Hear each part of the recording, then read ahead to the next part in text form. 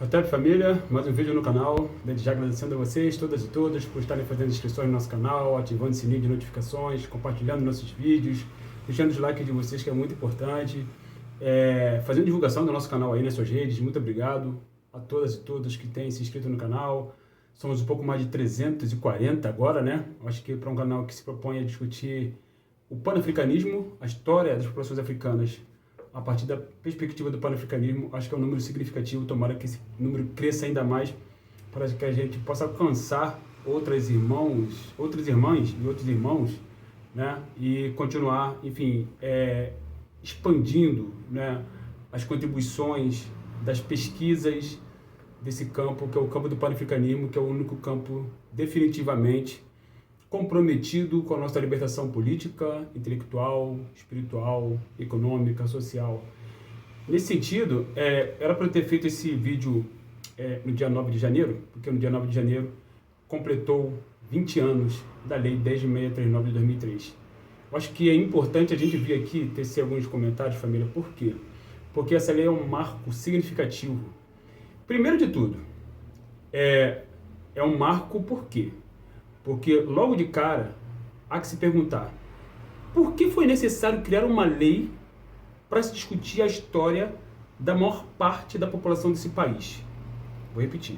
Por que foi necessário criar uma lei para se discutir a história da maior parte da população desse país, da maioria? Por quê? Porque nós vivemos num país estruturalmente racista. Esse é o primeiro ponto, né? Mas foi criada a lei e foi sancionada há 20 anos atrás. Sancionada, porém não foi definitivamente implementada. E aí, de novo, porque nós vivemos uma realidade estruturalmente racista. Além disso, infelizmente, nós temos no meio da comunidade preta muitos irmãos e irmãs, vamos dizer assim, que ainda estão infectados com o vírus do eurocentrismo. Muitas pessoas ainda pensam que a história da África, ela pode ser, e das populações africanas no continente e na diáspora, elas podem ser explicadas, compreendidas, analisadas a partir de perspectivas alienígenas ao continente africano. Não importa de onde venha. Se for alienígena ao continente africano, essa perspectiva ela não vai dar conta das questões políticas, econômicas, sociais, antropológicas, né, do continente africano. Não vai dar conta. Então, não adianta ficar utilizando teses ou teorias ou perspectivas eurocêntricas, não europeias, eurocêntricas, tá? Que tentam explicar a partir de uma visão que o europeu construiu para si, sobre si, e para si sobre nós, pretas e pretos. Isso aí não adianta mais. Não adianta pegar teses de fulano, ciclano e beltrano, eurocêntrico. Mas são teses que estão discutindo a questão, falando em revolução, falando em ditadura do proletariado, falando... Tudo que os europeus pensaram ideologicamente, os africanos, em fazer, no que diz respeito à questão de criar uma sociedade igualitária, os africanos já tinham construído muito tempo antes. Até porque, dentro da perspectiva do panafricanismo, isso fica claro, que nós, africanas e africanos, primeiro de tudo, somos o povo original do planeta. Segundo, somos o povo que povoou o primeiro continente onde surgiu a humanidade, o continente africano. Terceiro, fomos os primeiros a construir as civilizações, dadas as condições materiais, né?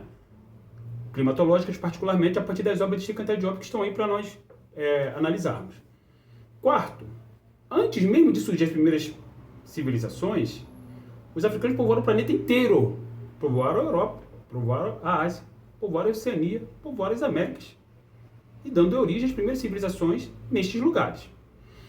Então, quando surge, fundamentalmente, as populações leucodérmicas, brancas, tá? Seja no Ocidente, né, na Europa, seja na Ásia, onde tem hoje China, Japão, o continente africano, aliás, as populações africanas já contavam, né, no planeta inteiro. Então, assim, o surgimento dessas populações não significa dizer que assim que elas surgiram, elas constituíram civilizações. Não, não. O processo histórico, antropológico, ele é lento, muito lento, ele é vagaroso, né? Então, quando surgem essas populações leucodérmicas, brancas, né, que nós chamamos hoje de chineses e japoneses, e nós chamamos hoje de europeus, para resumir todo mundo, quando essas populações surgem, fundamentalmente, no continente africano, já estava em marcha um processo em direção ao surgimento das primeiras civilizações, da primeira civilização que foi o Kemet, chamado pelos gregos de Egito.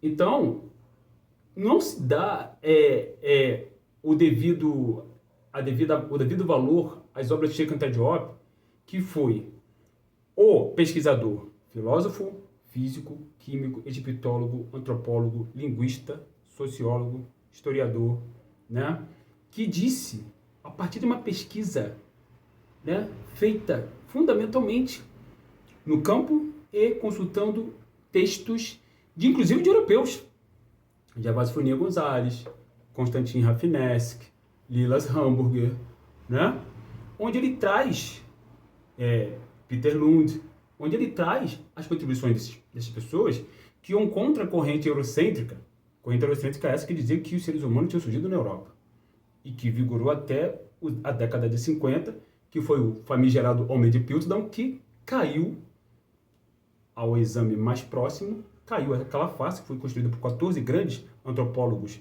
europeus, Charles Dawson, geólogo, né, Padre Pierre Terrat de Chardin, entre outros, construíram um falso fóssil e disseram que a humanidade tinha surgido na Europa. O Cheikh Anta Diop foi lá e derrubou tudo. Em 1948 a obra dele já estava pronta, Nações Negras e Cultura, né? E ele não só derruba essa mentira de que os seres humanos tinham surgido na Europa, como também mostra que a África não é só o berço da humanidade, é o berço da civilização. Então, essa lei, ela precisa ser utilizada como deve ser utilizada, utilizando autoras e autores do campo do panafricanismo e da afrocentricidade, o que não acontece de fato. Porque quando a gente vai discutir a questão racial no Brasil, geralmente se utiliza autores que não estão exatamente falando das contribuições que os africanos e africanas legaram para a humanidade. Geralmente se fala de escravidão. A escravidão, ela foi um processo importante na história das populações africanas, mas foram 400 anos num espaço, né, de mais de 2 milhões de anos. Então, o que são 400 anos no espaço de mais de 2 milhões de anos? Né? Então, 2 milhões de anos é tempo mais do que suficiente para os africanos construir civilizações, né? Se espalharem pelo planeta inteiro, primeiro, porque, conforme explica Cheikh Anta Diop, até os últimos 130 mil anos só tinham populações negras povoando o planeta inteiro. E a partir daí que surgiram as populações leucodérmicas, japonesas, europeias, etc., né? E que posteriormente essas populações desceram, invadiram o berço meridional, onde estavam posicionadas as populações africanas de Mesopotâmia, os elamitas, sumérios, caldeus, e aí surgiu essa mescla, né, esses mestiços que Cheikh Anta Diop, né, e outros pensadores chamaram de semitas. Então, quando se fala em Lei 10.639 de 2003, a gente precisa fazer um estudo muito mais aprofundado, muito mais abrangente, do que simplesmente ficar falando de escravidão no Brasil. Por quê? Conforme explica o grande John Hick Clark, quando dizem para nós que a nossa história começou com a escravidão, tudo que vem depois é lucro. Só que, na verdade, a nossa história não começa com a dor. A nossa história começa com as primeiras civilizações. Começa com o surgimento dos seres humanos e, posteriormente, as primeiras civilizações nesses lugares ao qual eu acabei de me referir, né? E qualquer pessoa que diga para vocês que os seres humanos surgiram em lugares diferentes, né? Isso, a análise mais rasa, mais superficial, né, dessas teses é facilmente derrubável.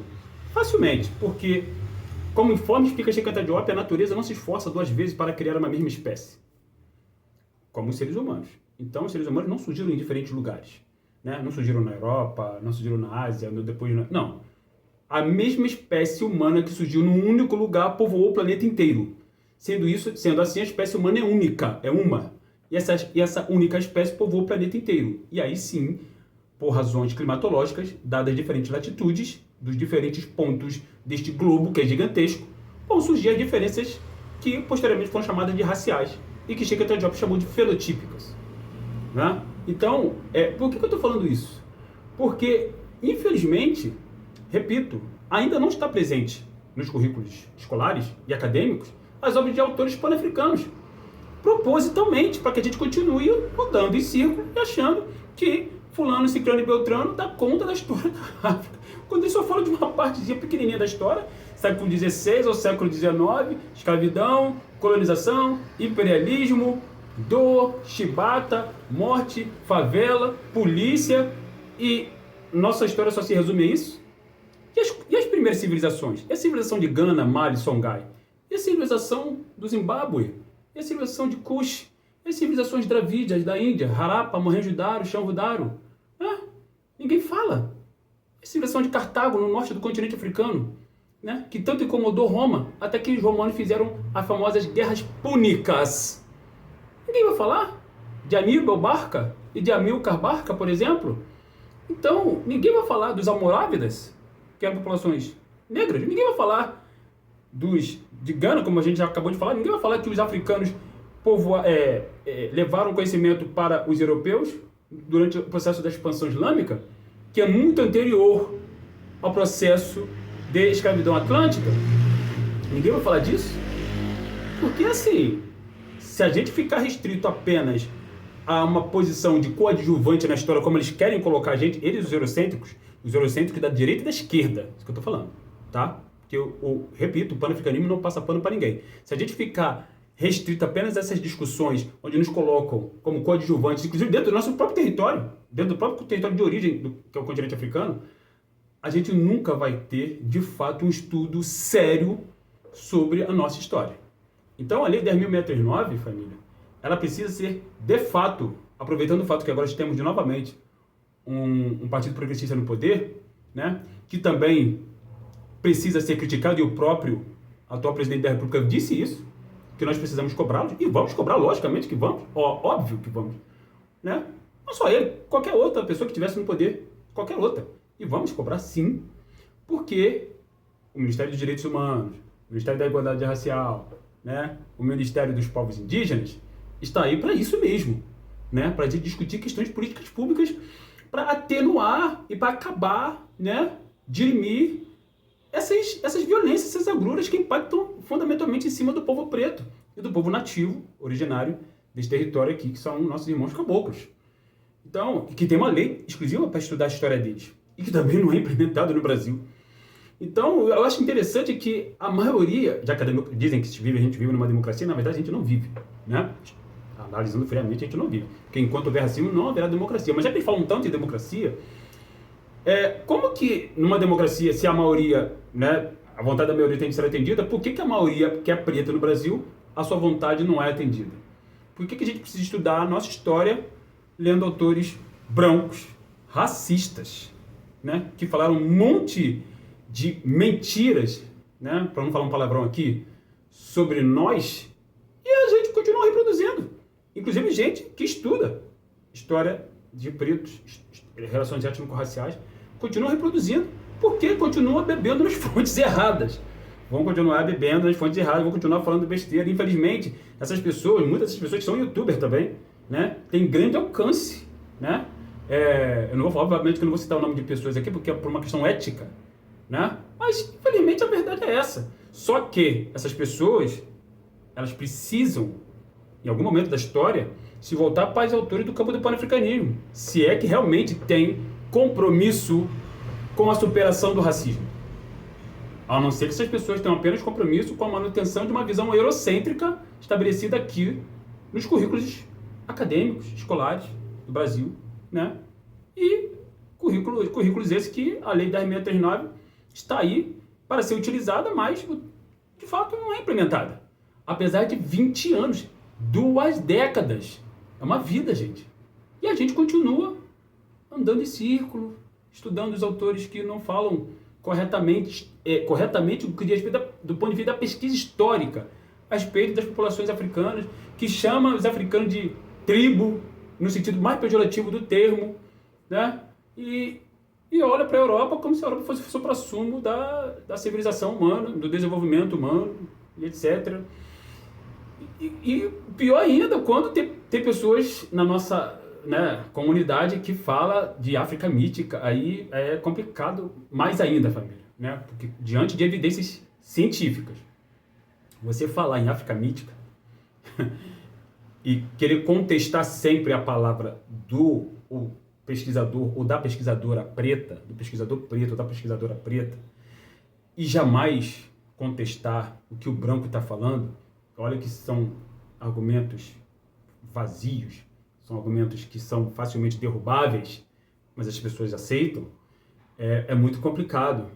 Então, família, eu acho que a gente, diante dessa questão da lei 10.639 de 2003, que está completando 20 anos esse ano, que é um ano simbólico, né? Um momento simbólico que a gente está vivendo, tendo em vista tudo que está acontecendo no Brasil, tendo em vista agora, né, essa questão dos Yanomamis também, que também são populações, né, autóctones, originárias, e que são de origem africana, que vieram para cá, né, que a história mostra isso. Constantin Rafinesque já tinha falado isso. As populações originárias do Brasil, né, os primeiros não eram os nativos, eram os africanos. Os nativos são uma segunda leva de africanos que vieram para cá. O próprio Peter Lund, dinamarquês, já disse, né, achou crânio de Luzia no século XIX, né? Enfim, de uma mulher negra. Então mostra que as populações africanas já estavam aqui muito tempo antes de qualquer processo de sequestro que nós fomos vítimas e continuamos sendo vítimas desse processo de Maafa. Então é preciso estudar a história da África a partir da perspectiva do panafricanismo. E nós temos as ferramentas para isso, que são as obras desses autores e autoras pretas e pretos. Cheikh Anta Diop, Marimba Anne, Abdias do Nascimento, Carlos Moore, Ivan Van Sertima, John Henry Clark, enfim, Chancellor Williams, Runoko Rashid, todos esses autores que eu acabei de citar aqui, dentre muitos outros, a gente trabalha no meu curso de História Geral da África, um curso online, a partir da perspectiva do panafricanismo, que eu convido vocês a virem fazer comigo, ok, família? Dado o recado, estamos juntos sempre, embora em breve a gente volte aqui para um novo bate-papo, Hotep, África no Centro.